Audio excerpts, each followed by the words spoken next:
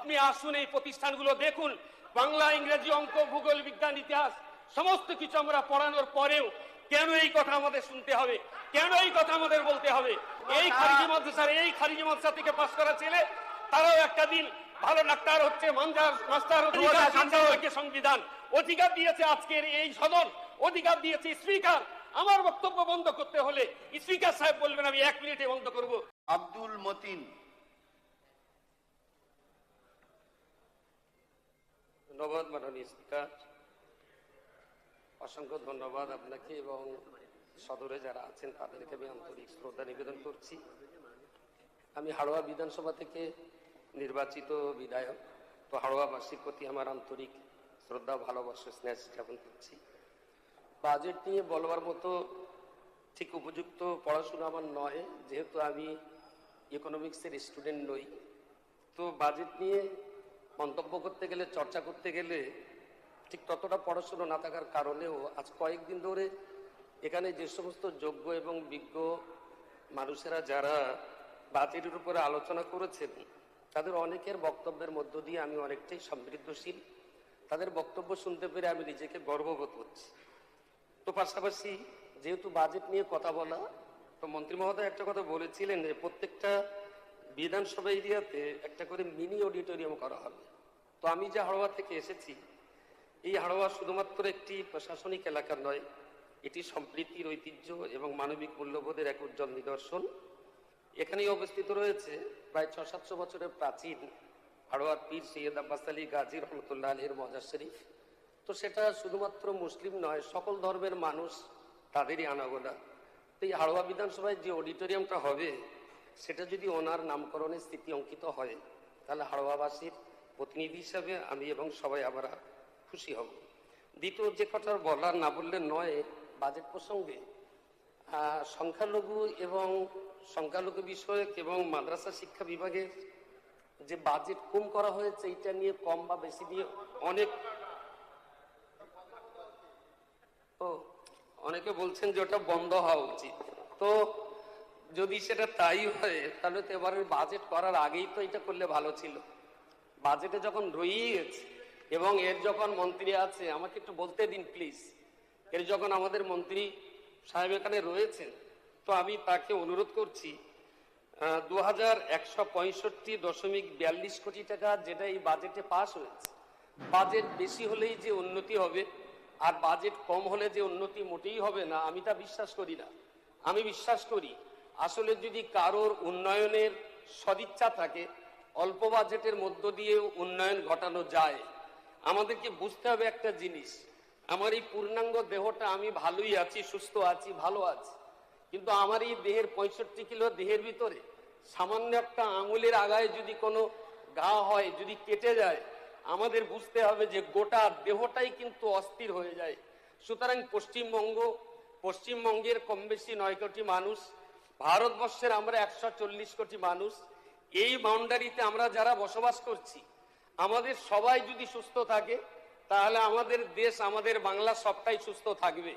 এই একই রাজ্যে, একই দেশে কেউ সুস্থ আর কেউ অসুস্থ এমন যদি হয়, তাহলে সুনিশ্চিত করে ভাবতেই হবে যে আমরা কেউই সুস্থ নই। সুতরাং আমি, মন্ত্রী মহোদয় এখানে রয়েছেন, আমি তার দৃষ্টি আকর্ষণ করে শুধু এতটুকুই কথা বলতে চাইছি যে একটা সুস্থ দেহ রাখার জন্য সংখ্যালঘু মানেই অনেকে মনে করেন যে শুধু মুসলিম, এটা নয়। সংখ্যালঘুদের ভিতর শিখও আছে, খ্রিস্টান আছে, বৌদ্ধ ধর্মাবলম্বী তারাও আছে।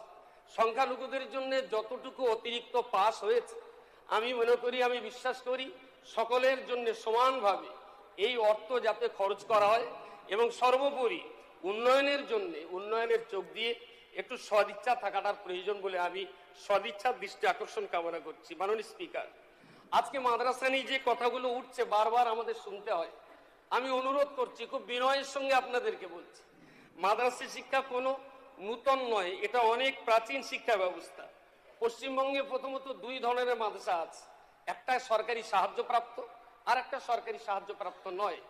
যেগুলো সরকারি সাহায্যপ্রাপ্ত, এই মাদ্রাসা আবার 2টো ভাগে বিভক্ত আছে, একটা সিনিয়র মাদ্রাসা, একটা হাই মাদ্রাসা।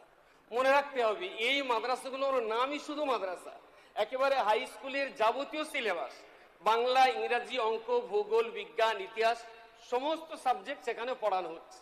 আর একটা বিষয় যেটা রয়েছে খারিজি মাদ্রাসা, এই খারিজি মাদ্রাসা আমি ব্যক্তিগতভাবে 35,000 বাচ্চার অভিভাবক, আমি অনেকগুলো খারিজি মাদ্রাসা আমার রয়েছে। আমি মাননীয় মন্ত্রী মহোদয়কে অনুরোধ করছি, আমন্ত্রণ জানাচ্ছি, এই মাদ্রাসাগুলো কারা পড়ে প্রথমে ভাবতে হবে, কোন সমাজ থেকে তারা উঠে আসে, কত গরিব জায়গা থেকে তারা উঠে আসে, এবং তারা খারিজি মাদ্রাসায় পড়ে বলে এই নয় যে তারা কোনো সরকারি স্কুলের সঙ্গে তাদের সংযুক্ত নেই, তাদের থাকা খাওয়ার যাবতীয় ব্যবস্থা আমাদের করতে হয়। পাশাপাশি তারা কাছাকাছি কোনো না কোনো প্রাইমারি স্কুল, কোনো না কোনো হাই স্কুল, কোনো না কোনো সিনিয়র মাদ্রাসা, কোনো না কোনো হাই মাদ্রাসার সঙ্গে তাদের অবশ্যই টাই আপ রেখে, অবশ্যই তাদেরকে টাই আপ করেই আপনি জানবেন। এটা কিন্তু এটা বলছেন এখানে মাননীয় স্পিকার সাহেব কিন্তু বলেছেন, যেটা গোটা দুনিয়া দেখছে, লাইভ চলছে। যত চিৎকার চেঁচামেচি করবেন ততই কিন্তু আমাদের সম্মান নষ্ট হবে, পশ্চিমবঙ্গ বিধানসভার সম্মান নষ্ট হবে। মাননীয় সদস্য বারবার বলতে হবে, মাননীয় সদস্য ডাক্তার ইঞ্জিনিয়ার সবই তৈরি হবে। আমি মাননীয় মন্ত্রীকে অনুরোধ করছি, মাননীয় মন্ত্রীর কাছে আমি বিনয়ের সঙ্গে দাবি করছি, আপনি আসুন, এই প্রতিষ্ঠানগুলো দেখুন।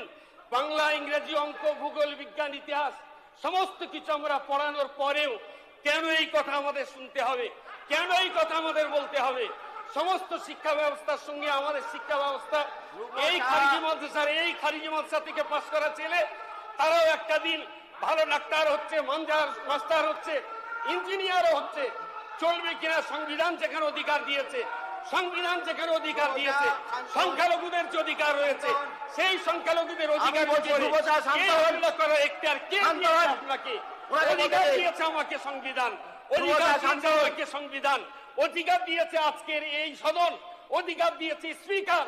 আমার বক্তব্য বন্ধ করতে হলে স্পিকার সাহেব বলবেন আমি 1 মিনিটে বন্ধ করব। স্যার, আপনাকে অনেক অনেক ধন্যবাদ জানিয়ে আমার বক্তব্য আমি শেষ করছি।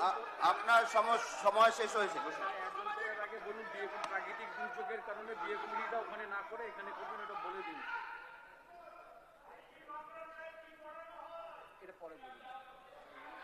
আজকে যে মাননীয় সদস্য